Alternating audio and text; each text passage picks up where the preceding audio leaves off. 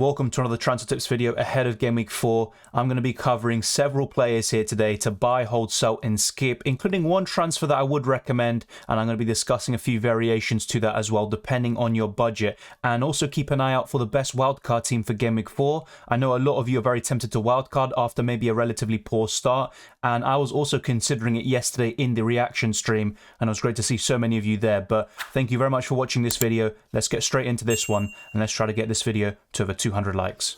First buy of this video is James Maddison. Now, he faces Chelsea in Game Week 4, and he's got some tough fixtures over the next 5 game weeks, but I still believe he is the best 8 million midfielder, and this is something I've been saying for several weeks now in all the reaction streams, deadline streams, and also during pre-season. He has been so consistent. In his last 7 Premier League games, he has the most goals of any player with 6, and to make things even better, he's also got the most assists with 4 of any Premier League player. So he's been absolutely outstanding in a struggling Leicester side. He is the only Leicester asset I would consider. And if he were to move to Newcastle at some point in the future, I think he would become even better of an FPL option potentially. And he also has 19 points so far this season. So he's not exactly the highest scoring, but I still believe he's one of the very best. And his ownership is 6.1% at the time of this recording. He is still 8 million, so he hasn't gone up in price yet. And I honestly believe there's only a matter of time before people start jumping on James Maddison. His ownership goes into the double-digit mark, and he does incredibly well. He's already got 2 goals and 1 assist so far this season, and he got the assist against Brentford and probably should have had even more in Game Week 1. Scored against Arsenal and a great free kick against Southampton. His underlying numbers aren't that great. You know, you look at the XG and the expected assists, the same could be said for last season, but he still manages to get those returns, which is the most important thing. You could argue it is unsustainable, but the form he's in, and it's not just a couple of games, it's several months and weeks. I have to say, James Maddison for me is one of the very best options, and if you're looking for an 8 million midfielder, look no further than James Maddison. We suddenly have a lot of options between 7 and 8 million, which is great to see. And Barnes was someone I really highlighted in pre-season. He was looking great in all those matches, but he got injured. And now it has to be said, Zaha is definitely by far the best option at 7 million. And he has the most goals of any player other than Harry Kane and HeungMin Son in 2022 with 12 goals. Those two have 15 and everyone else has less than Wilfred Zaha, including Kevin De Bruyne, who's on 11. Zaha's been absolutely outstanding this year, and we have to genuinely consider him. It's about time. He's got 3 goals this season. He blanked against Arsenal in Game Week 1, but he produced returns in Game Week 2 and 3, including that goal against Liverpool at Anfield. He is an exceptional player at the moment. He's got 5 big chances, which is probably the key stat to take away from this. 7 shots inside the box, 8 shots overall, and 6 on target, with a very healthy XG of 2.73. He is getting the bulk of those chances for Crystal Palace, and especially those clear-cut ones. So I have to say he is very, very impressive at the moment. His ownership is 9.3%, and he is still 7 million, but that's going to change very soon. A lot of people are bringing him in despite the fact that he's facing Man City next, but I have to say he has done it at the Etihad before, and I think on the counter-attack, just like Newcastle did against City, Palace could do the same thing with Zaha, and even if they lose the match, he can still get some returns. So Zaha is a great long-term purchase. Some would then say, well, he faces Newcastle, Man United soon, but I still think he can get some returns in those games, especially against United, and he's got 21 points so far, so he makes for an excellent buy even now in Game Week 3, but I'd say he's an even better option in Game Week 4 and going forwards. And another alternative is someone I'm not going to discuss in today's video specifically, but İlkay Gündoğan at 500,000 more than Zaha is another great alternative. And honestly, apart from maybe Salah, De Bruyne, Martinelli, I think 3 of my favourite midfielders in the game right now are Maddison, İlkay Gündoğan and Wilfred Zaha. Last week I talked about skipping Josh Da Silva because I thought his returns were unsustainable, and you could point towards the underlying numbers for Jensen and say the same thing. His XG is 0.17, his expected assist is only 0.55, nothing spectacular. Only 1 big chance created, and he's got 1 goal and 2 assists. But around 5 million, and he has gone up to 5.1, I think he makes for a great Bailey replacement, and Brentford have scored 8 goals this season. So apart from Tony, I would put Jensen amongst the very best Brentford assets. That doesn't mean I would definitely recommend going all out for Jensen, but he's just a great alternative for these cheaper midfielders. If you want someone you can bench from time to time, but also can fill in for you for these really good fixtures coming up, for the bees. But I have to say, my overall preference is to go away from that price bracket. So for example, from Neto and Bailey, instead of going to Jensen, although I do recommend it if you want that structure, my overall preference would be to go to Gundogan, Zaha, Maddison, or maybe someone else around that price like Rodrigo, who I've been recommending for several weeks now as well. So Jensen is a buy around that price. He's one of the very best. You've also got Pascal Grosch, to be fair, but I have to say I would rather go out of that price bracket and only have one 4.5 million midfielder, maybe two if you're going for free forwards, and then go away from Jensen and go to other players instead. But I have to say, around this price, you're not going to get much better, and he is the very best at 5.1 million and below. HeungMin Son has already gone down in price, and he's been one of the most disappointing assets so far this season. He's not really getting on the ball so much and making an impact on Spurs. Despite their good results in the first 3 game weeks of the season, he has gone down to 11.9 million. His ownership is 17.7%, and he has the most goals in 2022, as I discussed earlier, with 15 alongside his fellow partner in crime, Harry Kane. He's got 10 points so far, with 1 solitary assist against Southampton in Game Week 1, and Salah and De Bruyne are obviously clear kind of replacements for him, and you could also downgrade to an 8 million midfielder like Maddison. You could go to Gundogan or Zaha. I don't think those options are that bad if you can do something else and you really want that premium forward like Haaland or Harry Kane, but otherwise I would just keep HeungMin Son. I think against Nottingham Forest away, that just screams to me points. I'm not sure why. Maybe it's just the nature of the fixture. Son tends to do very well in these away games, and I could see him getting plenty of opportunities in this match. And surely the fact that he's not getting that many big chances, only one in the first 3 game weeks, that will be rectified in the upcoming 5-6 game weeks that Spurs have coming up. The fixtures do turn very soon, around game week 7 when they face Man City, but Son has done it before against City in the past, and Spurs can get a result there. So I don't think it's that bad. I would hold him for the time being, but if you desperately want someone like De Bruyne, Salah, Haaland or Kane, then I can understand and you could make that switch. But in most cases, I would hold HeungMin Son. He still has the quality and he's one of the best finishers around. I almost went for Ivan Perisic in for Matty Cash in the deadline stream. Instead, I went for Cucurella and went for double Chelsea defence, despite me constantly recommending to try to avoid that if possible, because one Chelsea defender is enough and Reece James is the best option. But if you decided to go for Cucurella, I would still hold him, even if you have double Chelsea defence and they don't look very secure at the moment, because he had plenty of chances against Leeds. He just wasn't able to take them away, and I still think he'll continue to start. He was one of Chelsea's better players, despite some mistakes defensively, and his underlying numbers are pretty decent considering the fact that he only came on as a substitute in Game Week 1 as well, and he obviously started the last 2 games against Spurs and Leeds, and conceding 5 goals is obviously not going to fill you with confidence. Koulibaly's now suspended. What are Chelsea going to do? Are they going to continue to play Reece James as a right centre-back, or are they going to finally play him in his best position? And what is going to happen when Chilwell comes back into the team? Does Cucurella shift to the left centre-back position, or does he drop to the bench? There's a lot of question marks around the Chelsea backline, but I still think Cucurella will play the vast majority of games, and he is still one of the best options around 5 million, but his kind of attacking output isn't that great, as we saw last season. 1 goal and 1 assist, and he got an assist, to be fair, against Spurs in Game Week 2, but I'll still be very cautious. I wouldn't definitely be bringing him in right now, but if you have Cucurella, I would hold in most situations. You obviously would be tempted to go to Perisic, maybe Zinchenko, who are definitely better options right now, but I still think Cucurella is one of the very best around 5 million. Pascal Grosch just came off the back of an assist against West Ham, one of his favourite opponents. He's got 2 goals and 1 assist, and he is right up there. He's got the 3rd most points of any player at the moment, and he also is the 2nd highest scoring midfielder with 24 points. His ownership is 7.8%, and he has gone up in price yet again to 5.7 million. So why am I talking about holding him? Because I've seen a lot of people in the reaction stream, for example, talking about going from Grosch to Aronson, Harrison or Rodrigo. And despite that fact that I think Rodrigo and Harrison could be better options than Grosch, I don't think it's worth going from one to the other. Grosch has looked very good this season, a great assist against West Ham, 2 good goals against Man United, and he's got fantastic fixtures. I wouldn't be selling Pascal Grosch right now. He is one of the very best around his price and below. Yes, I will admit my preference is Gundogan, Zaha, Rodrigo, etc., but I don't think it's worth making that move. I think it's a bit of a luxury transfer. I would only do it if you have 2 free transfers and maybe you don't want to burn one, but even then, I still think Grosch could do very well and score a similar amount to those players, or even better perhaps, especially compared to Rodrigo and Harrison. His underlying numbers are decent with an XG of 1.29. His expected assist is almost 1. 3 big chances and 1 big chance created with 7 key passes. Grosch has been instrumental to Brighton this season. Perhaps the returns will slow down a little bit, but I still think he's one of the best options around that price point, and he's a great replacement for Bailey and Pedro Neto. And another thing I really want to highlight with Brighton specifically is that they've lost one game in the last 12 matches, which was against Man City, and they've scored 20 goals in that time. They've conceded 9, and they've accumulated 5 clean sheets. So Brighton are one of the most informed teams in the Premier League, and I think Pascal Gross is arguably the best asset in midfield.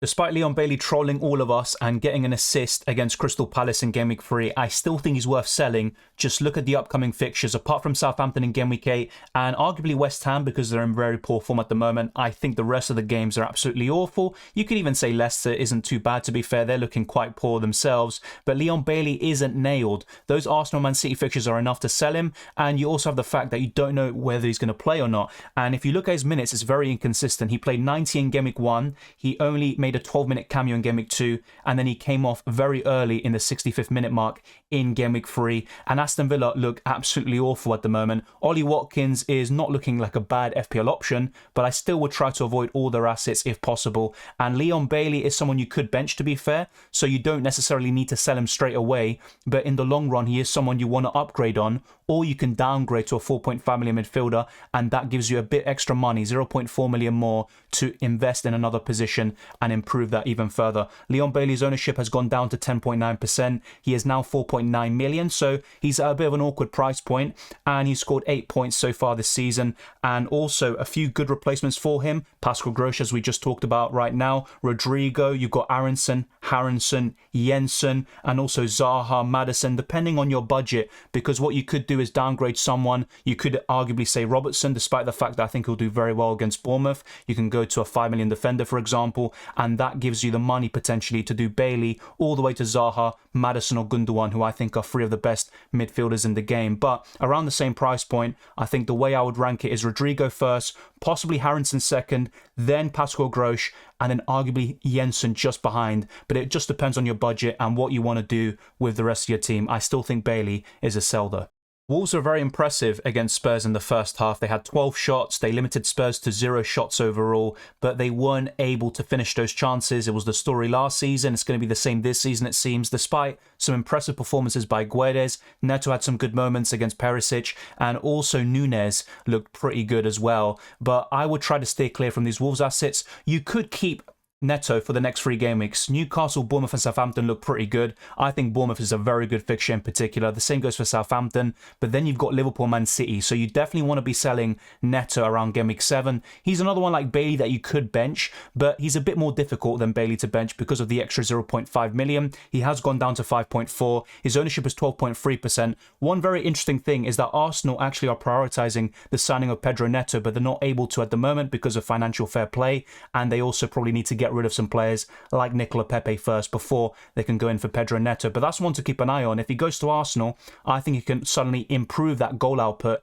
and he could be a great option in FPL in the future around that price. But for now, at Wolves, I would try to steer clear. He doesn't have a great Premier League record in terms of goals and assists. Wolves have a blunt attack at the moment, and it's going to take time for the new signings to gel and ultimately become a real force up front. And he's got 7 points this season so far. No contributions at all. He's been very poor. He's someone that I kept talking about in pre-season as someone I don't really trust. But guess what? I went against my own advice, just like with Cucurella and double trust defence, and I went for Neto in my own team. And I have been punished as well. I think he could do a decent job in the next 3 game weeks, but ultimately Pedro Neto is a sell, whether it's now in game week 4 or in game week 7. It depends on how your team is, which players you're looking to bring in, but you've got plenty of options around the same price, such as Rodrigo, who I think is a great option at the moment, and he is the highest scorer in the Premier League. I got rid of Matty Cash in the Game Week 3 deadline stream, and it almost paid off, but didn't really make anything out of that move just yet. He has gone down in price to 4.9 million. His ownership is 10.5%, and Aston Villa, as I said earlier, are all over the place in every single department, every single area of the pitch. And Zinchenko, Perisic, Walker, Cucurella himself, Botman, Saliba are all worthwhile replacements around the same price. He has got 4 points so far this season, 6 goals conceded for the Villains, only 1 good result against Everton, Maddison, and even then they considered the last-minute Luca Dean own goal. And that sums up Aston Villa's season so far. Matty Cash's stats are pretty awful. The only decent stats are the shots. 2 shots in 3 games for a right wing back isn't too bad, and also 2 key passes, but the rest is pretty much 0, and it's not worth commenting on. So there's a lot of good replacements. My favourites would be Zinchenko, Saliba, or Ivan Perisic. As I said earlier with James Maddison, he is the only option I would go for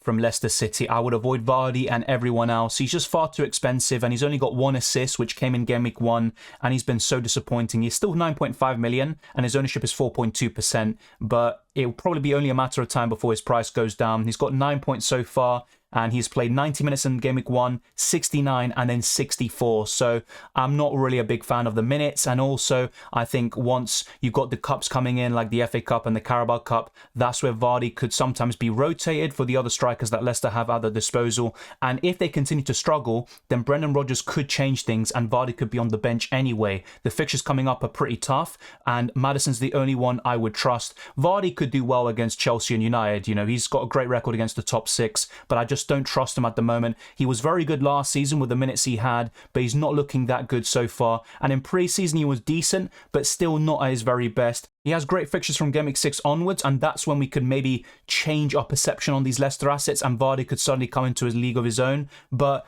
I would only still consider Maddison, to be honest. I think he offers much better value, and he tends to start the season very strongly, Jamie Vardy, but he hasn't done it this time round. The underlying numbers are absolutely awful. Look at the XG, 0.02. That is absolutely shocking. It just shows that he's got absolutely no chances at the moment. He's not getting the service, and honestly, I'm going to keep on saying this. Just go for James Maddison from Leicester. Don't go for anybody else.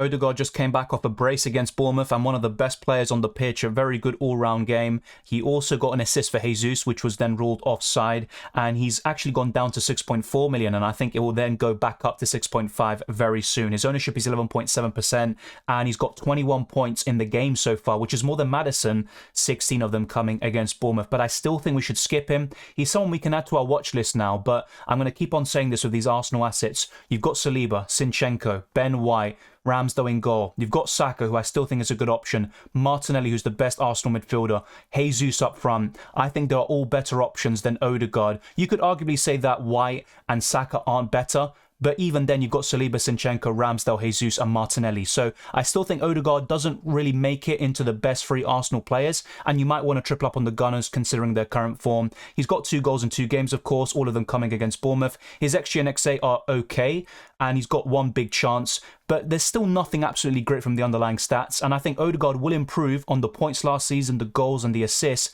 but I still don't think you should go for him over Martinelli. And would I double up on Arsenal midfield like that? Probably not. I'd rather go to Rodrigo, even Pascal Gross, and a few others around that price. For 0.6 million more, you can get Zaha. At 1.1 million more, you can get Gundogan. So for me, I would skip Odegaard, but keep an eye on him. He's a good player. He's looking very good. He's a great chance creator, and hopefully he gets the assists he deserves, because last season, you could say he was robbed. Final player we're going to be discussing today is Granit Xhaka. When do I ever talk about Xhaka from an FPL perspective? Now, once again, he's someone we can add to the watch list, but just like with Odegaard, I think there are better FPL options from Arsenal. But he's got 20 points so far this season. He's playing more of a box-to-box role. He's making some great runs, and look at his XG, 0.76. He's got 2 big chances. He scored a goal, 2 assists. He should have scored another goal against Leicester. 2 shots overall. These are some decent underlying numbers, especially for Granit Xhaka, but I would still skip him because, just once again, like I said with Odegaard, I think you should just go to Martinelli from the midfield. You've also got Jesus up front and all these other options that Arsenal can boast right now. And I still think Odegaard is a better FPL option than Xhaka, but as things stand, he's someone we could consider as a Bailey or a Neto replacement, but I wouldn't waste an Arsenal slot on Xhaka at the moment. Despite his really good form, I think he will maybe play a bit more of a defensive role in the weeks to come. I think he will still get the opportunities and still get some really good runs into the box, but things will maybe die down a little bit. And he's actually matched his best goal output already in 3 games compared to every single other season, because 1 goal and 2 assists is the best he was able to muster before. But Granit Xhaka, for me, despite how well he's been doing, and he is a good player for Arsenal at the moment, I would skip him and look elsewhere from the Arsenal ranks. We have covered 12 players there. in the buy, hold, sell and skip sections, and a recommended transfer for you. Apart from Rodrigo, who is my ultimate preference, if you're not able to afford the Spaniard, you could go to Harrison at 0.2 million less, and he is a great creator, probably one of the best creators around his price. He was very good a few seasons ago. He outscored every single Man City midfielder in the 2020-21 season. He was very impressive in that campaign. 1 goal and 3 assists, and as you can see, some good underlying numbers. 3 big chances created, 12 key passes. That is absolutely exceptional for a player around his price. And Pedro Neto, I just don't really see the cutting edge, not only from him, but also from Wolves. And Leeds are looking very impressive. They're 3rd in the league table. And Harrison, I actually prefer him over Aronson, who's a very popular option in the YouTube and Twitter communities, but I still prefer Harrison over him. And then just a little bit above in the echelons would be Rodrigo. I've mentioned them a lot of times today, but it's worth highlighting them and picking out those gems, because there's suddenly so many options, but some of them will fade into the distance, maybe like Josh De Silva has already,